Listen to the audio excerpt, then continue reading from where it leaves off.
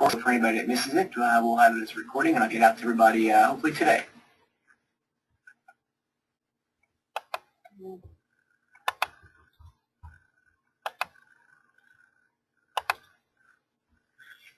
All right, so everybody, welcome on board again. I appreciate everybody's patience and being here today. It was a little bit late so far. We got 5 out of the 26. I think about 19 of us for our last time. We may have a few of you sitting in some of the fitness coordinator's office, which is great too. I appreciate that. And yes, I will be recording these, so I get them back out to you through the email, which will be nice, and you guys can sit and watch these at your leisure. I think Kristen Stewart said last time she was able to listen to me in her car because she downloaded it to her iPod or iPhone, which was great. So it's one thing I do love to do. I rarely listen to radio anymore. I pretty much listen to tapes or CDs, or I was listening to Trey Cook's program design in the future with Alan Cosgrove today when I was driving. So it's always good to learn, and these can definitely be put onto an iPhone or an Android if you like to. Just kind of keep covering the bases as you learn through this. Now this is a really the third part. Even though it's kind of the second part of what we're going to review coming up next Friday. So not this Friday, but next Friday, December 13th, we are going to be doing our functional trainer workshop in Doylestown, and I'm going to direct you to the events listing. I think we have 19 registered so far, which is excellent. It is a nice full day from 12 to 8. We're going to be covering everything from the FMS mobility pieces to the really important part, which we haven't covered yet, which is the technical lifts. So it's all the basic lifts that we see out there, the hip hinge, the squat, the press, the pushes. We'll discuss some body weight. We'll go through some TRX. We'll go through some hip hinging, dumbbell, and kettlebell work. It's really important because, again, I don't do a module on that virtually like we're doing now because it's such an art. And, again, art to me is it's all done in person. And it's when you are actually performing it and someone's critiquing it, and that's what the 12 to 8 o'clock on the 13th is all about. It's about all of us getting together and working through. Also, one of the really cool facts of neurology that I learned with having my third child was that we have a lot of mirror neurons in our brain. And the mirror neurons are basically neurons that fire and replicate what the person in your environment is doing. So if you have somebody that's a good lifter, a good squatter, a good runner, you start to pick up attributes just by watching that person move. It's a really amazing part. And I saw it in child rearing with my third child, Piper, who was in the crib, and my second child, Brady, who was 5, would go in the morning and meet her, and he'd always be sucking his 3 fingers on his right hand. So he sucks his 3 fingers and are kind of contorted backwards in his mouth. And after a few weeks of Piper mirroring or watching him, she went ahead and stuck her left hand into her mouth with 3 fingers facing backwards. And that's because she was mirroring what he was doing. So his right hand was in, her left hand was in. So, yes, so now I'm going to have 2 kids with braces by the time they're 8 and 9, but that's all good. So, yeah, so we learn by mirror neuroning, and we're going to see that next Friday as we all work together in a circle and we're all going through it. We're going to start working through with mirror neurons, start to pick things up a little bit. So the third phase of our vision and design was in programming. And when we remember the macro skills of an excellent trainer, when I looked at it and I said, what really separates out everybody? And what separates out all trainers is, number one, personality. Your personality will drive your book up and down, back and forth. Just having that personality, being able to nurture relationships. I posted a few things this week on relationship building, which I love to study. It's one of my bigger studies, too. I do a lot of Brian Tracy's tapes because it's such a part of our integral existence as humans is be able to relate to other people. And personalities are a huge portion of most people's books. Like I said in here, it's actually 70%. So you see 70, 20, 10 would be 100. So 70% is good training is personality-based. The technicality part is what we're going to go over. 20% is what we're going over on 13. Technicality is the ability to instruct somebody by showing and telling them through space, lifting up a load. It might be their body weight in the beginning because they're carrying quite a bit of weight. They're their own load. Or it's a dumbbell, kettlebell, barbell, sandbag. Doesn't matter what it is. Could be another person. But we're going to work this through on next Friday. And then today's a lot about this part, is whittling out this last pie-shaped part here. And the reason why this pie-shaped part is so important is because, one of the goals for all of us is to not only just get a book or have a book of clients, but keeping a book. And I can tell you right now that personality lasts so long because personality goes away when results in programming go out the window. So I was listening to Alan Crossgrove today in the on the tapes with the the programming design for the future, and he kept coming back a lot to the fact that imagine if in 30 days your clients were going to go on national television and show their results. You'd work your butt off to make sure those results happen, because either going to go up there and say he or she is the best trainer in the world, or he or she sucks. Or they might say all training sucks, and I don't believe in it because I never got the results. So and that's where a lot of this comes in. That's that programming and looking at the person. That's hopefully what we're going to kind of develop out today is how do we get that excellence? How do we create that results? And again, in the 8 Weeks to Wellness program that I've seen work in the past 5 years, we've seen some dramatic results in 8 weeks. I mean, dramatic being, again, I can pull a few testimonials up, but you're talking 25, 30 pounds of weight loss healthy. We're talking 60-point cholesterol drops. There's a lot of pieces that can happen within a short time period, and a lot of it comes because this has to be there.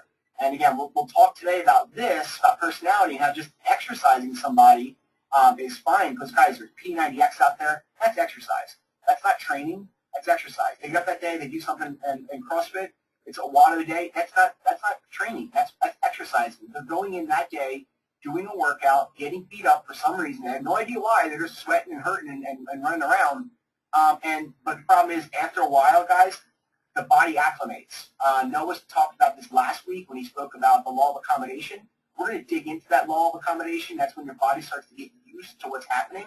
And that's what I saw with my CrossFits. I saw that after a while of doing the generalized randomized programming, that people eventually started to maximize, because it's a great exercise program, but it's not a training program. And you guys are all personal trainers, not personal exercisers. And when you're a personal trainer, your goal is to train that client to not only get results, but to continue getting results. And that's what I was seeing in my second year of my CrossFit, was that my original 50 athletes, they weren't getting any better results. As a matter of fact, they started getting hurt a lot. And the reason being is because they're addicted to that push, that high.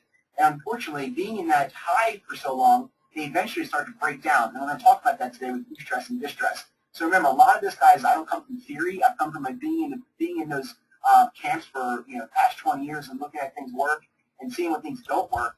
And that's what we're going to try to build on today. So let's look at what we said about programming. So programming creates the excellent trainer.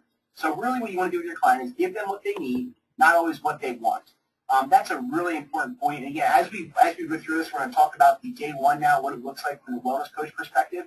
And the wellness coach's job is to develop out what they want. They want to find their goals. We call it life effect. And I'll show you this form in a second that we have developed out. But you also give them what they need.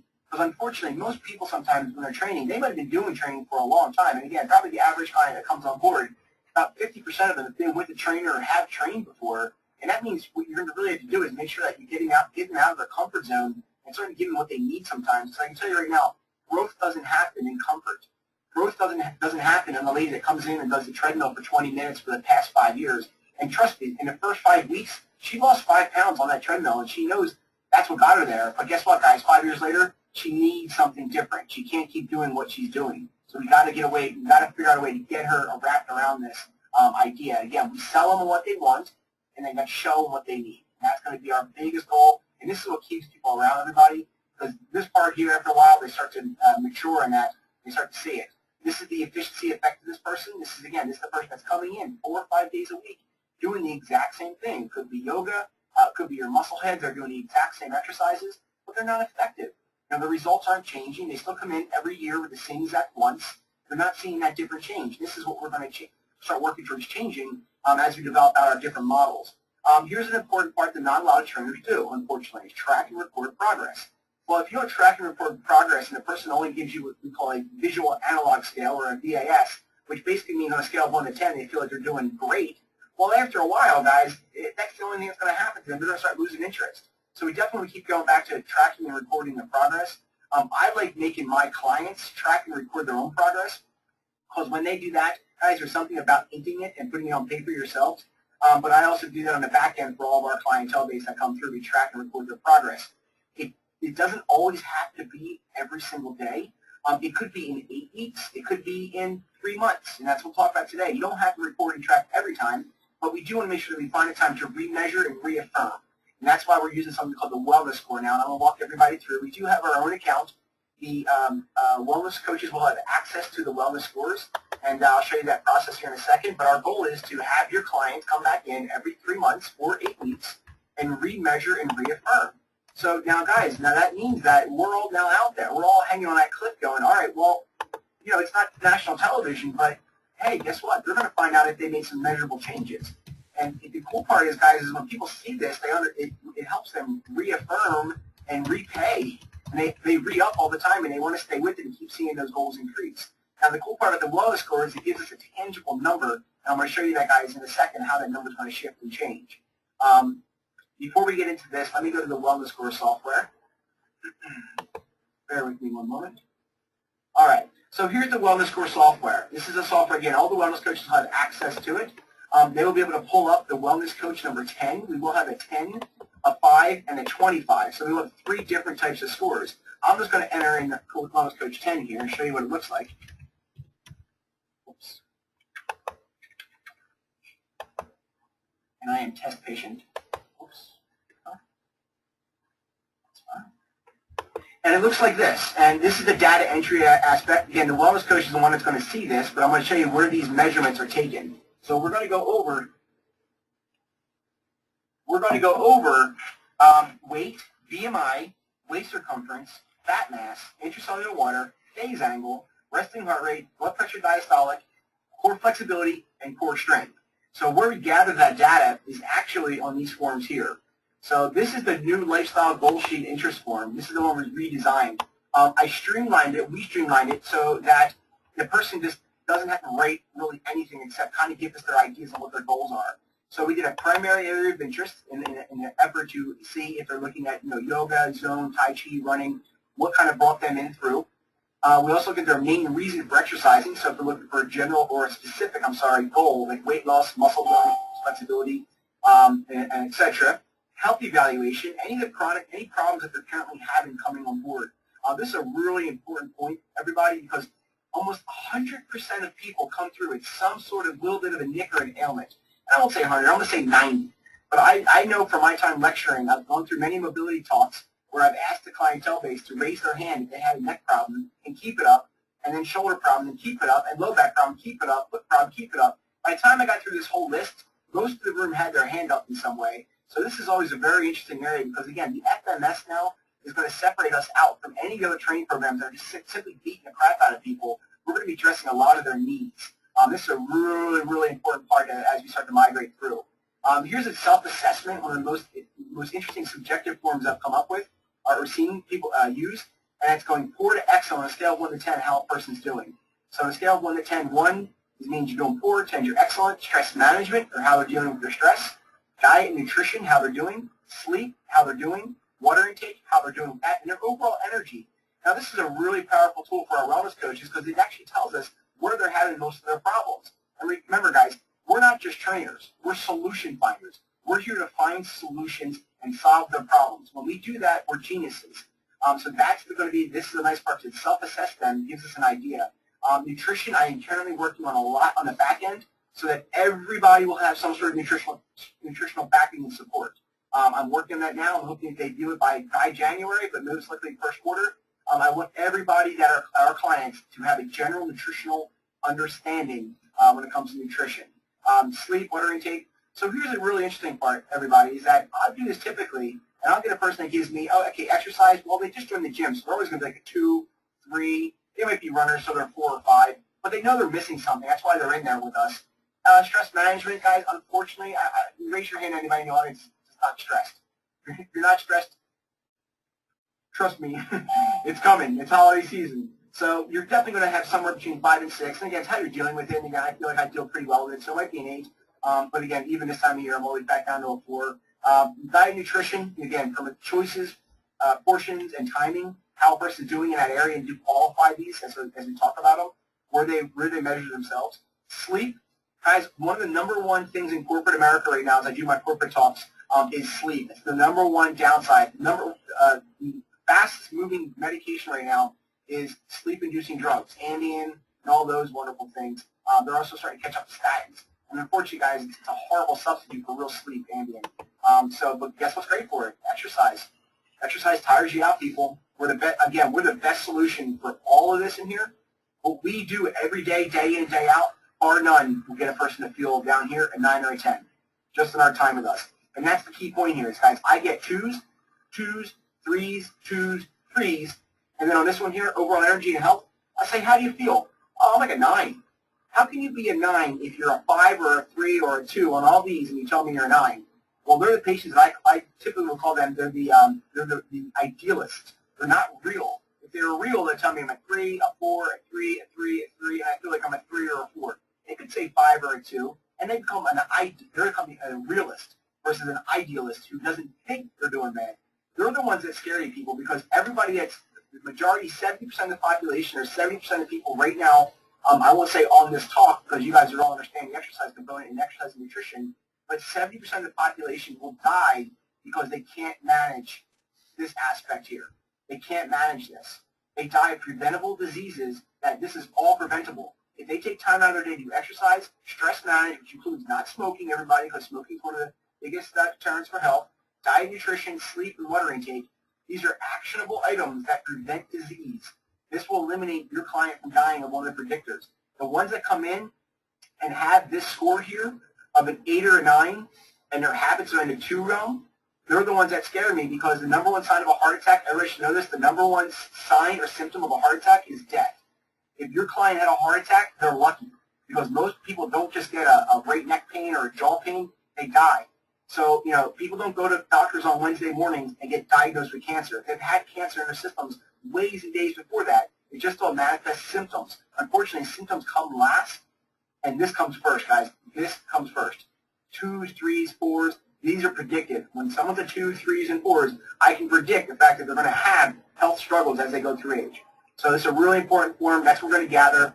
The next one's going to be here, which is going to be the Experience Cornerstone form. Now, this is the form the actual wellness coaches are going to be going through with directed questions on geared towards creating agreements. So I want my wellness coaches to create rapport. I want them to be their friend, their coach. But they're also going to find something really important called life effect. They're going to find out what are some of the goals and targets that brought them there today that goes beyond just losing 10 pounds. Because if the person just looks to lose 10 pounds, you've got to tie something to it. Now, I don't mind small anchors, like maybe it's a wedding coming up or a reunion, which has been popular this time of year. We're going back to see it for the holidays, family. It's not a bad life effect, but that life effect ends. So I always I advise my wellness coaches, and I do myself when I do this, I advise them to kind of dig deeper, find out, is it something that's preventing them from, being a better husband or being a better wife? Maybe they want to, my big motivation right now for getting in 3 days a week for me is snowboarding. And snowboarding makes me feel really good. I get through, a funny story I had when I first became, when I was at Temple, and I was studying pathology back in the 90s, and one of the big pathologies that was coming about was something called seasonal affect disorder, SAD. And I swore I had seasonal affect disorder because every winter I got depressed, tired, I got fat, gained extra 15, 20 pounds, and I swore up and down that I had seasonal affect disorder. And then after I think I just got out of Temple, as my junior year out of Temple, I picked up snowboarding in the winter. I started snowboarding about 9 to 15 times in a season. I would take at least a Friday up to Blue in the morning to ride, then go up to Vermont for 5 days, maybe at the Vail or Colorado for a week. And guess what happened? I had not had seasonal affect disorder since. Why? Because I found out all I was bored, fat, and sitting on my ass and overeating myself during those months. I don't have any disorder, just like most disorders out there are crap. I lacked all those basic things that I wanted: drive, nutrition, everything. So that's my life effect, and that's what's getting me motivated to keep my exercise going, keep my weight down. So let's say, what's motivating you to join Cornerstone? What's your primary fitness goal, besides back goals or anything else you're working towards? So again, we're trying to build a litany, because we're trying to show length here. How much can we work with them, guys? And trust me, your ability with every one of your clients is so far-reaching, it's unbelievable. And it's just a matter of putting them in that position to succeed, to see that happen. If you go over any of the goals, would that be interest of you? So if we could help them out. This is a yes/no question. Trying to get, again, this is to get to day 2, so we can present them the information to see if they're a good candidate for training. Was the first time you ever wanted to start this change? So these are some of the questions we walk through. We revisit that. How did you describe your numbers? So we can talk about that. But the big thing for us today is look at this wellness score data. So this is what they call, in my world with chiropractic, this is the subjective part. This is the person's going to tell you. This is their opinion of where they're at, what they're doing. This part down here is fact. This part down here is their physiology. Remember, your physiology doesn't lie, meaning that If you have high blood pressure, there's a reason you have high blood pressure. If you have a high body fat count, there's a reason why you have a high body fat count.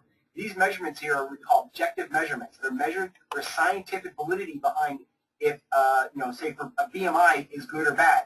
And everyone on board right here should know that at 27 is actually overweight.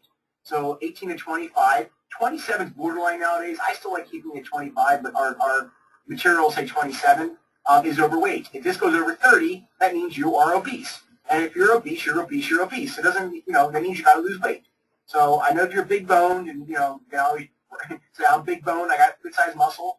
But the problem is I still got to keep this number below 30 because it's still an obese number. So, and again, remember, these numbers here predictably now from what we call the analytic predictability from the numbers, the analytics, if you're over 30, you have a 70% chance of dying of heart disease, cancer, or diabetes. So if I gain 10 more pounds, this goes up over 30. I now have a 70% more likely chance of dying of one of the major diseases. So these are predictive numbers. Now you can see I filled in all the data here. I like my humor on this one. But weight, strength, and you see on here how we tally these up. When the wellness coach in this case put me through the functional movement screen, he scored me on a pass-fail. And the pass-fail came down to is I passed sit-up, I passed 6-inch leg, I failed the 6-inch leg lift, mid-leg stabilizer, I passed the hip flexion, I passed the Thomas test. So I scored a 3. Flexibility, I failed the SLR, so I had tight hamstrings most likely or possibly a core issue.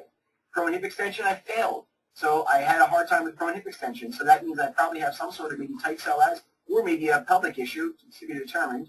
Overhead squat was a pass, and then the shoulder posture was a pass. So this is your FMS, and I scored a 2 and a 3. So notice I filled in all the numbers, just so we're all understanding the fat mass, the phase angle, the intracellular water are all measurements based off of the BIA machine, which is the machine that we have in the Doylestown office. We will have in the other 2 clubs as soon as we get it rolled out. Which will measure body comp, which is my fat mass, 18%, intracellular water, how I'm doing drinking water, and how I'm doing with my nutritional fats. This phase angle here measures a person's good versus bad fat quality. The phase angle is how healthy is that person's cells, and your cells are only as healthy as your fat you're taking in. So if you're taking a lot of saturated fats that are unhealthy, then this is going to be an unhealthy number down to about a 5 or a 6. If you're taking in good monosaturated fats that are very fluid and mosaic, and remember, every cell, the 70 trillion cells, has a phospholipid bilayer. The science says if they discovered the lipid first, it would be called a lipid phosphobilayer because there's more fat than there is the phospho molecule around every one of your cells. So when we went through the crazy 80s with the low-fat diets, it was the worst thing we could have done for ourselves because we chopped those diets out, chopped all our fats out, including the egg yolks, including the good fats from peanut butter, all that fun stuff, and we started to decrease our fats. So as we get people back on nutrition, this number does go up. So I can tell when a person is eating better. Also, I do see a very large correlate with cholesterol sometimes. Cholesterol-lowering medications or a person that's not getting in good fats will typically have a low score on here, and also with hydration too. We'll see that be pretty low. All right, so there's the wellness score data. So this appointment is done on day 1. So the wellness coach will gather the subjective, the objective, and say, Mary, thank you very much for coming through. I'm now going to go ahead and assemble your wellness score. Let's go ahead and talk to the trainer. I picked out for you, let's say Sean. She's over there in Doylestown. Your trainer's going to be Sean for today. Let's go talk with Sean. And the wellness coach is going to say, hey, Sean. And Sean knows, by the way, that she's going to have this client coming up to her. And the wellness coach is going to say, hi, Sean. This is Eric. His main goal today coming and joining was getting some more exercise because he loves to be snowboarding. As a matter of fact, snowboarding is so important to him that he thought he had seasonal affect disorder at one time, but apparently he was just bored. And if he snowboards, 9 to 15 times, Eric? Yeah, 9 to 15 times. He doesn't have that, so he really wants to keep working on his strength and keeping his energy up. He did have some troubles. We noted that he was only exercising a 2 on a scale of 10. His diet's also struggling. We're working towards that. When we put him through the functional movement screen, I did see a couple areas I want you to keep in mind. He did not do well in his SLR, his prone hip extension, and also on his, what else did I fail on here? And my 6-inch leg lift. So there are the 3 fails that I saw on here. So make note that when you're working with him that there were some limitations that we want to go through. So maybe putting him through the correctives for that would be a really good idea. But overall, I think Eric's probably at least a 2 or a 3 because I didn't see anything that would say he can't exercise. but he definitely has some limitations based upon our FMS. So, Eric, what I'll see you in a little bit. I'm going to get you your wellness score information in, and then we're going to schedule you for your second day. And so the person's going to hand them off. The trainer takes them out, trains them that day. The wellness coach turns around and goes ahead and enters all the data. So I'm going to do it by memory here, see if I can. I think I said 27. My weight should come to 36. Body fat mass. I don't remember. Let's see real quick. I'll go back to my form. My body fat mass was at 18. So I'm going to enter in data here quickly. 8.4. Oops. Cut that out of there. Put that in here. And this is an online unit that, again, the wellness coaches will have this access. 65, 70, 68, so 65.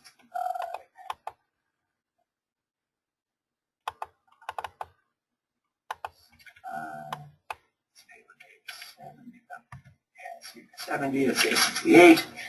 Core flexibility, I'll go back since my 15-month-old or 18-month-old was up last night quite a bit, so my memory shot. 3 for strength, 2 for flexibility. So 3 for strength, 2 for flexibility. So I didn't tell you this, guys, but this was actually my second visit with the wellness coach because I've been there for 3 months, and I'm happy so far, and I want to see how I did. So I'll show you the score first and foremost. So when I click on this button right here, it's going to take you to the wellness score. So I'm a 70 right now, guys. So if I was in school, I'm a C minus based upon, again, this is my physiology. This isn't how I say I feel.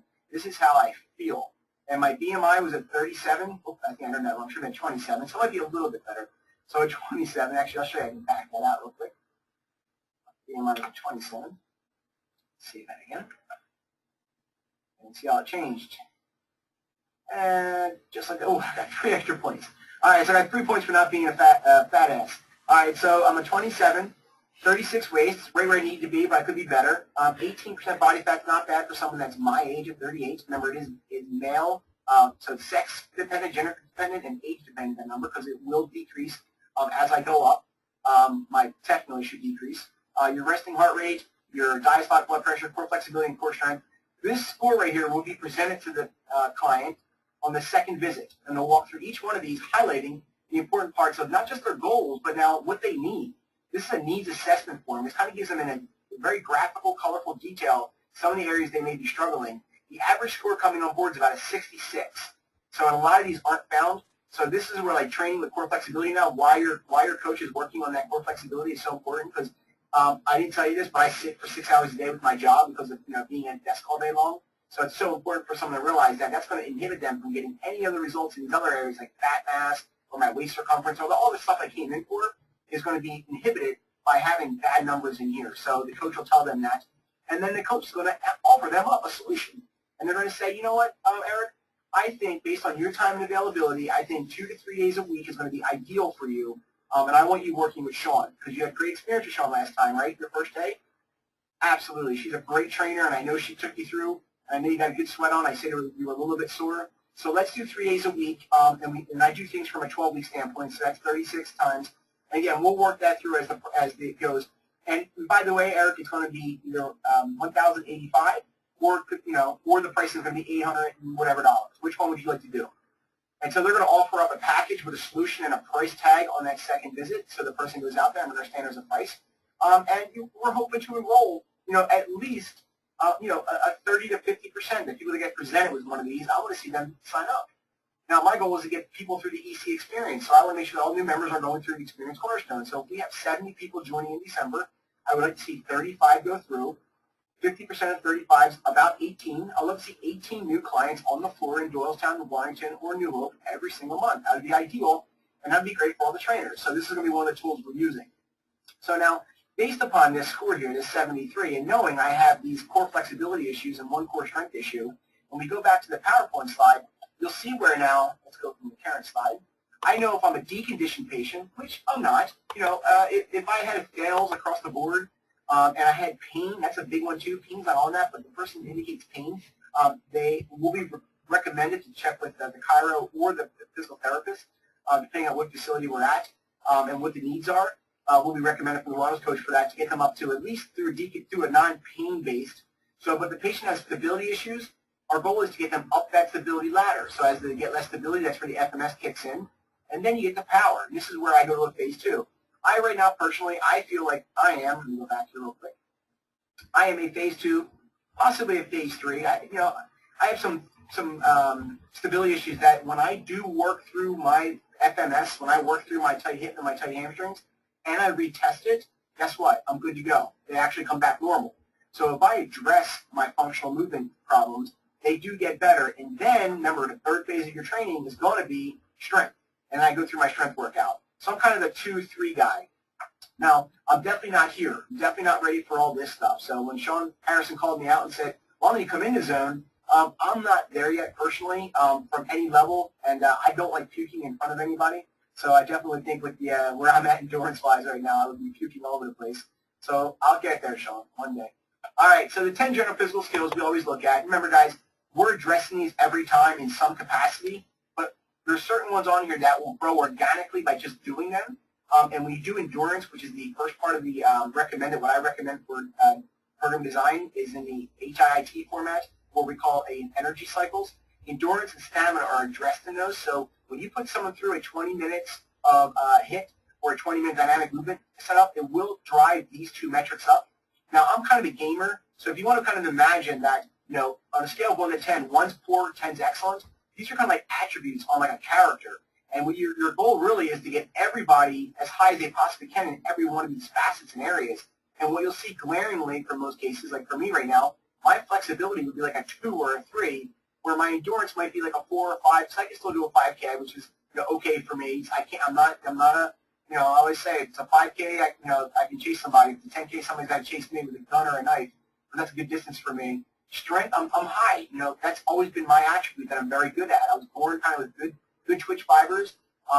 Came out of the chutes with a 400-pound squat and all those kind of fun things at a tender age. So that's always been an easy area. But again, I sacrificed stamina and endurance when I got strength. So my goal now is to kind of balance these out. Speed and power come along as you start to develop out both these sides of the continuum. And then your agility, your actually balance coordination are kind of the inorganic parts that come about through practice.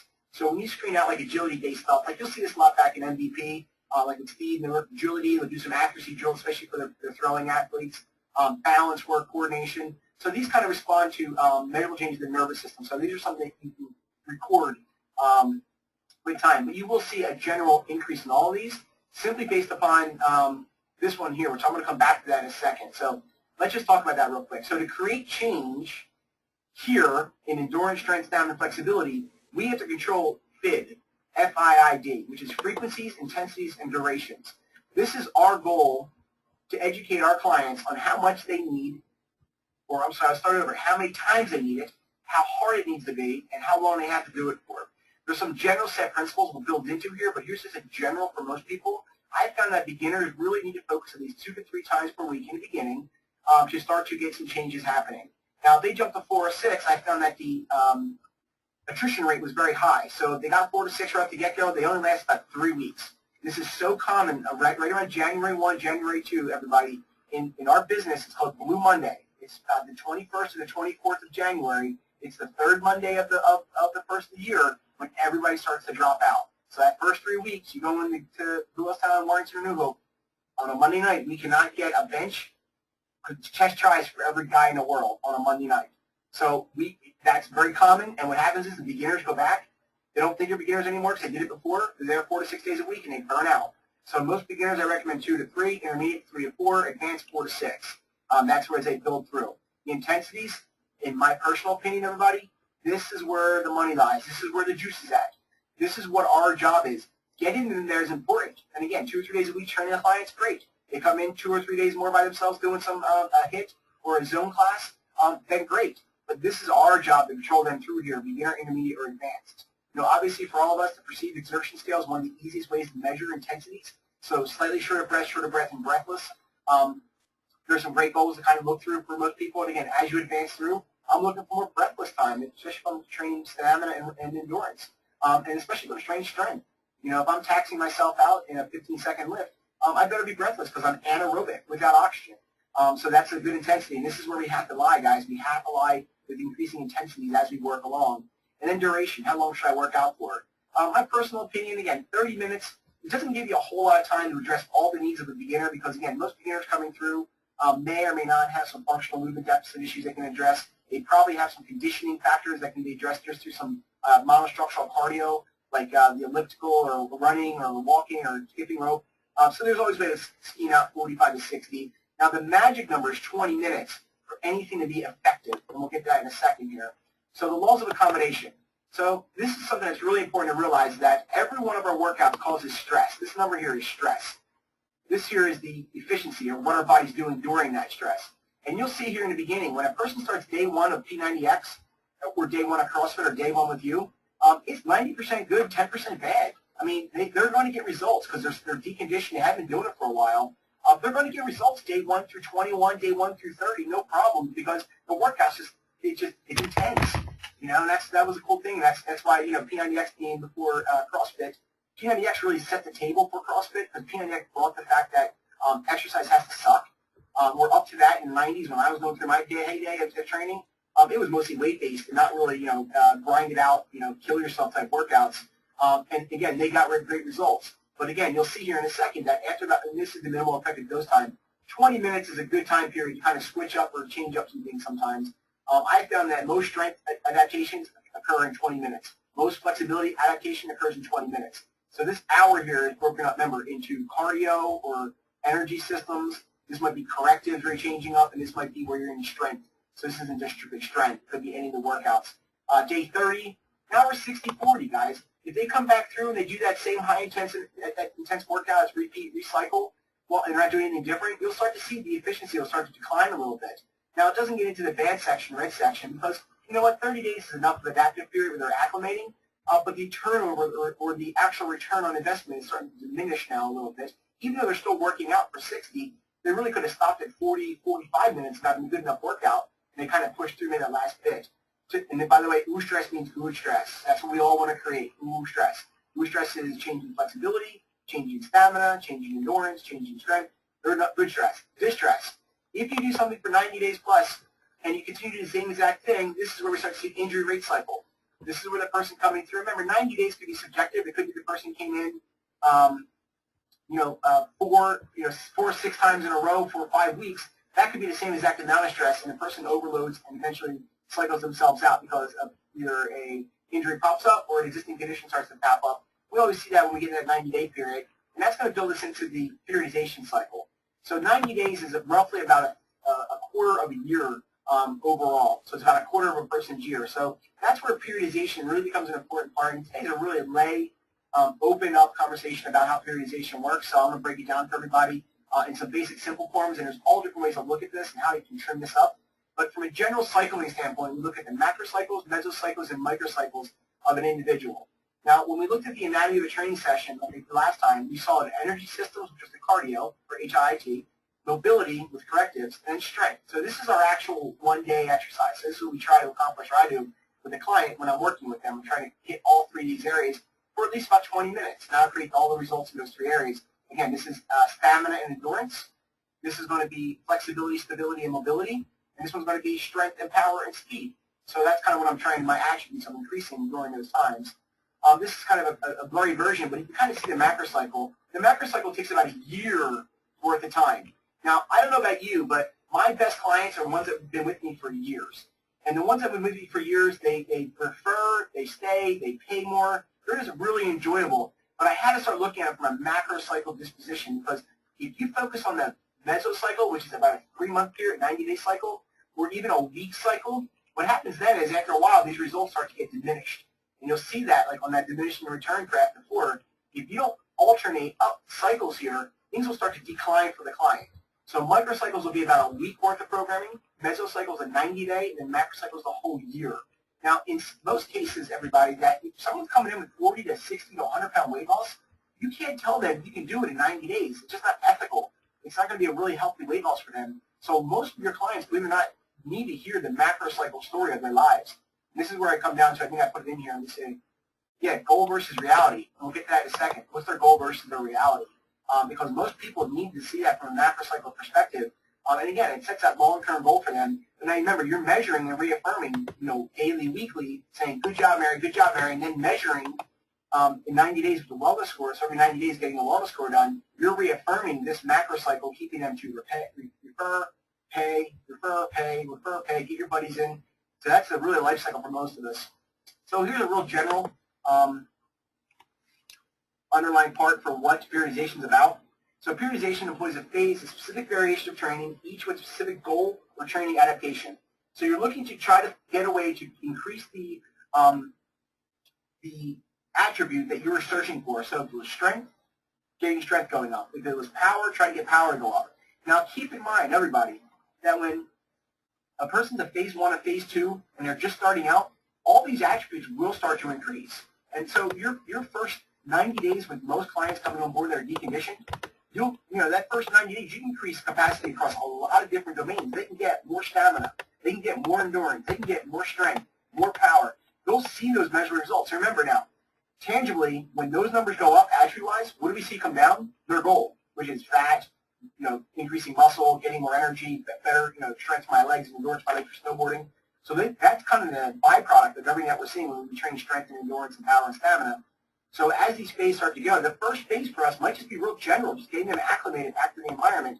But remember, this is a year out now. So a year out, the body starts plateauing. You've got to start changing things up a little bit, and that's where merely periodization kicks in. So systematically looking at overloading the body to create desired physical change while balancing work and rest to avoid overtraining, burnout, and or injury. The number one reason people stop training with you is right here, and probably right here, because of here. So as a person overtrains, they burn out, and then eventually injury happens. So it's probably this precise order. You overtrain them, they burn out, and then injury. This can probably say this is mental capacity, this is physical capacity. And then again, these can switch. But it always kind of happens right around here, and that's because if you continue to train in the same attribute, if you continue to train somebody with stamina, they're not going to get the same returns after about 90 days or so, because you're going to have to change things up a little bit. So the long-term approach is what creates results, and big one, guys, retention. Remember, this is the 10%. This is what keeps your book full, is this periodization model. So when you look at the macro cycle, it's a long-term plan. It's their goals versus their reality. This is where I sit down with the client and 60-pound weight loss and say, here's our goal. It's a reasonable goal. In 90 days, we're going to see 10 to 15-pound weight reduction, especially my guys, because they're so sugar and bloated, most likely. I like 10 to 15 my first 90, and they may get 20, 25. But my reality for most of those guys is we got to take our time getting to that 60. So our first goal is here, but our larger goal is here. So now this is what we call, guys, in sales, the future pacing. I'm now future pacing them for continued renewal cycles because they need to understand that. If they walk out of here thinking 60 pounds is doable here in 90 days, guys, what do you think they're going to say on television? They're going to say it didn't work. Why didn't it work? Because you didn't set their expectations where it needs to be, which is in reality.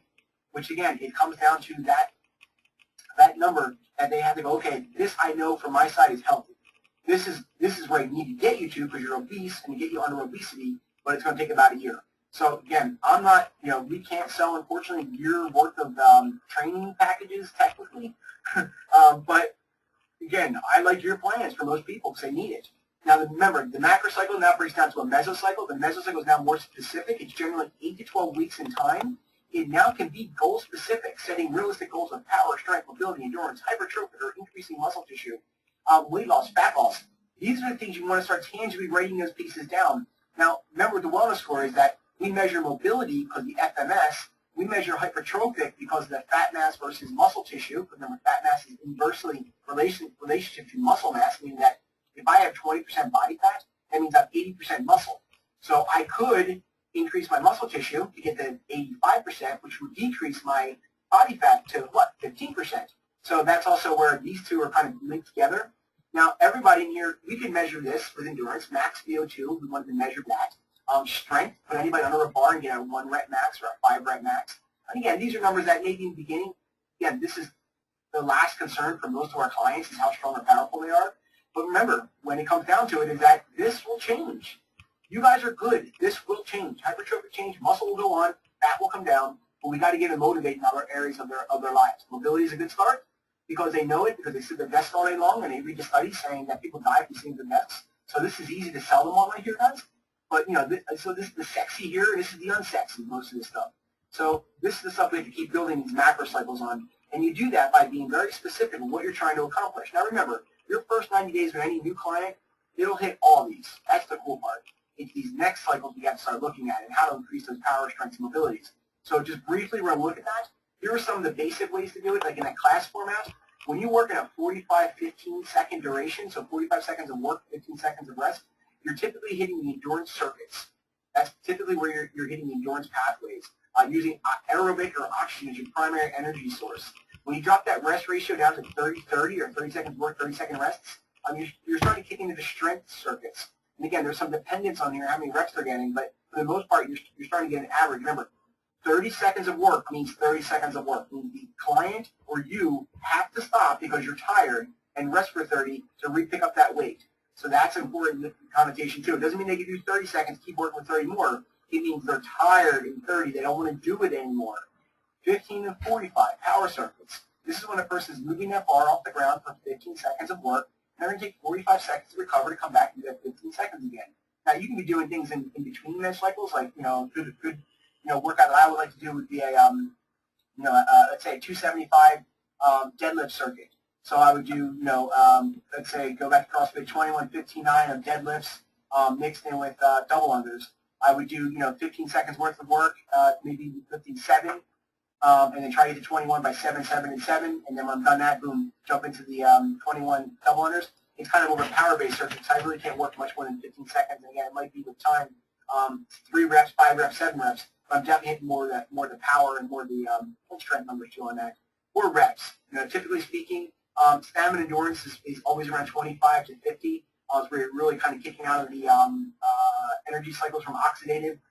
You're kind of inoxidative, almost into glycolytics. You're kind of burning off that aerobic capacity, dipping into a little bit when you hit stamina or the anaerobic areas. But for the most part, our zone classes are really pretty much designed based on endurance, and pretty much on these two circuits right here are primary for the most part with the reps and set schemes for our zone right now.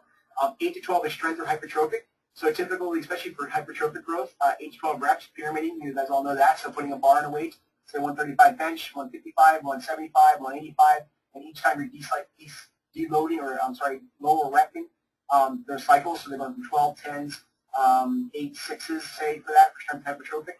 And then your power schemes typically are 1, 3s, 5s, and 7s. And again, power is also, remember, constitutes also the force times distance over time. So again, it's also exercise selection can differentiate these two pieces in here too. So there is some nuances. We'll dig into that today. We may go over that a little bit at the trainer program. But you want to make sure, for all the people out there that have had a hard time, and you're primarily looking at your training, and you're really keeping your client here, really look at delving into these areas sometimes with them. And again, you don't have to know if they're doing it. Just give them a little bit heavier weight. Make sure you're not going over 12 maybe for about a 90-day cycle. And they're increasing that load. They're going from the 15-pound dumbbells to the 20s, the 20s to the 25s. And you'll start to see these changes start to increase. Microcycles, again, if you remember back to the wellness score, so let me exit out of here real quick. If you remember back to the wellness score, guys, your client will know if they got stronger or more body mass at least, because we'll see their fat mass go down because their muscle mass went up. And I'll make sure the wellness coaches talk to them about that by doing the weight, and also you'll see this shift too, waist circumference. Typically when I get athletes stronger, they start to lose fat from the abdominal area, which is really cool to see too. So you'll see these numbers start to change up a little bit. So we will be able to see if a person's doing their work when it comes to strength building. The microcycle in this one week of training is what we talked about. So the microcycle is what you're doing. So movement training, squat, hinge, push, pull, twists. It kind of goes back to this one, which we designed out last time, which you guys have access to now. So you're doing 20 minutes of interval training with some neuromuscular, energy systems burn. You're doing the corrective based upon the FMS. Then you're doing the strength. Again, that's a lower body hip dominant. There's a push and a horizontal pull. There's a spine twist. Again, this is a very beginner. It's the day one of our 80 Response program. It's a very deep condition, level 1 type athlete. And then always factor into, if anybody's been training somebody for a long time, don't be worried if they go away for a week, all right? Because everyone needs a rest. So I like active recovery. I wish I would have the word there, active recovery. I'm very big into explaining to my clients that during the time they were scheduled with me, so if I was training them or working with our coaches at 8 o'clock in the morning on a Monday, Wednesday, Friday schedule, I would make sure they scheduled for a hot bath, a massage, a cocktail, I don't care, something at that hour, because circadian rhythms, when the body develops a circadian rhythm, it almost knows it's going to war at 8 o'clock on a Monday, Wednesday, Friday. So neurologically, I advise everybody to schedule something else. You get a Calgon bath, you do some Epsom salts with some you do some Epsom salts. And sorry for the feedback if you're getting that. I apologize, guys. I'm not sure if it's my end or your end. We'll try to work it through here. So when overtraining happens, people stop getting results. So sometimes taking a week or two off is not a bad idea. It's fine. Let them go. They won't go anywhere. Trust me. They'll appreciate it. Neurologically, I can talk you guys through this at one time. They need that recovery because sometimes the muscles themselves aren't the problem. It's actually the myelin sheath that's surrounding the nerves themselves are becoming thinner because of overtraining, and so neurologically they're burnt.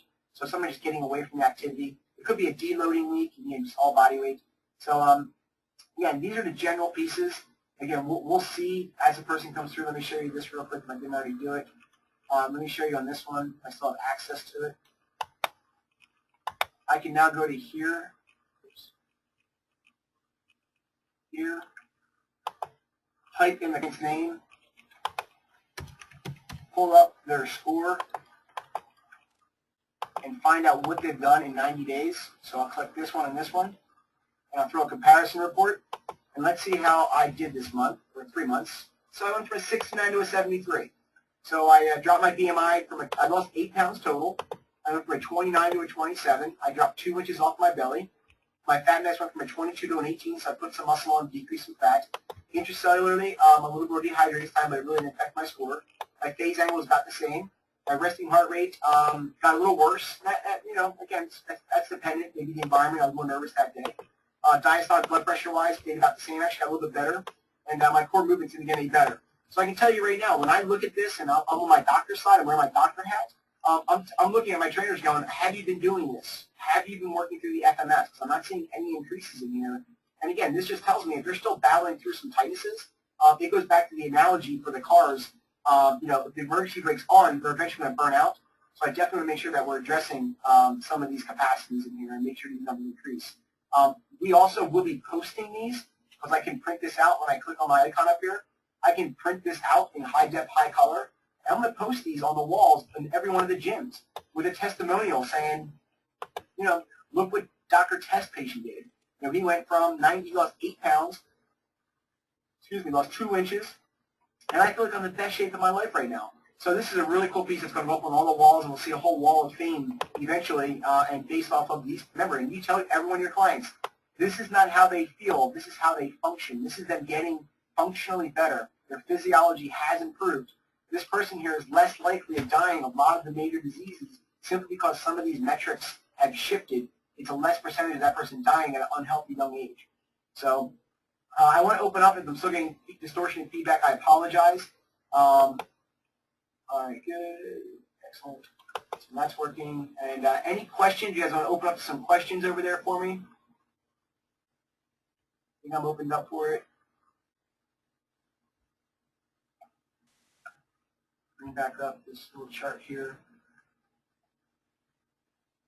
Can you at least tell me if you're still getting feedback or not? I apologize if you are. It could be my connection. Or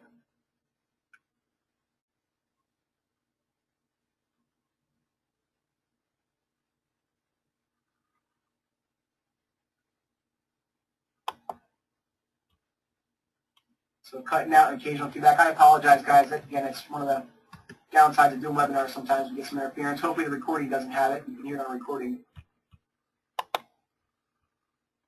All right. Any questions? And we'll wrap it up. It's right there at the top of the hour, about 12:54. And any questions, remember, you can always email me at eric@cornerstoneclubs.com. And also, let me direct your attention so you can see it. In our functional trainer workshop, or I'm sorry, our Cornerstone Club's training page, please register for the event on December 13th. It's probably my connection because it does seem like it's a little bit slow. There we go. Under events tabs, go ahead and just hit you're attending. And you'll see on here when I go to it, I see there's about 19 people enrolled already, so that's good. And some of you more invited, so if you're not, if you need to email me, some of you have emailed me, that's fine too. And I look forward to it. It's going to be a great, again, it's going to pull everything together that we've gone through in the past 5 weeks or so, all the personality pieces, the technicality pieces, the programming pieces, will all get pulled together so we can work with it through the art process. And I'm looking forward to a fantastic year, and I love and appreciate everybody, and have a great day.